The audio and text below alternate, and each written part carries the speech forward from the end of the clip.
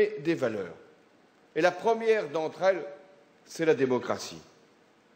Certains pays, au sein même de notre organisation, ont traversé des crises politiques graves.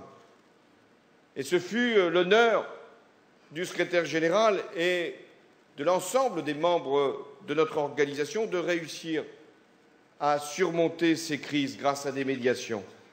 Et aujourd'hui, je suis particulièrement heureux que le président de Madagascar soit parmi nous, parce que Madagascar a été longtemps écarté, justement, parce qu'il n'y avait pas les conditions de la démocratie et du pluralisme.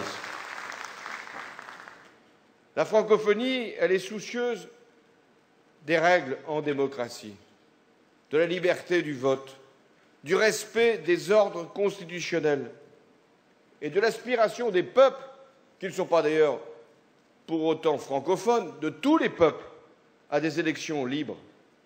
Et c'est ce qui vient de s'accomplir en Tunisie et qui est une belle illustration, que ce soit dans un pays francophone, qu'il y ait pu y avoir la réussite d'un pays du printemps arabe. Cet accomplissement, cette transition doit également servir de leçon.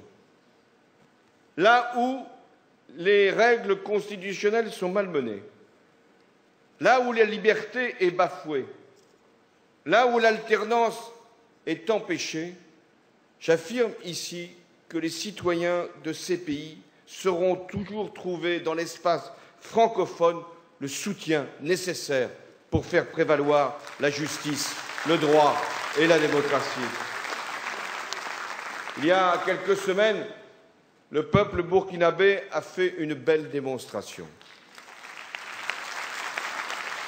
À lui aussi de maîtriser ce processus, de faire en sorte que les règles puissent être posées et encore une fois respectées, que la réconciliation vienne et que l'on évite tout règlement de compte inutile dans ces périodes.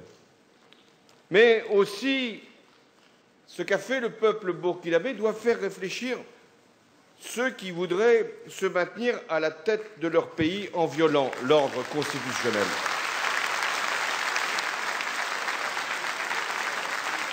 Parce que ce sont les peuples qui décident, ce sont les élections qui permettent de savoir qui est légitime et qui ne l'est pas.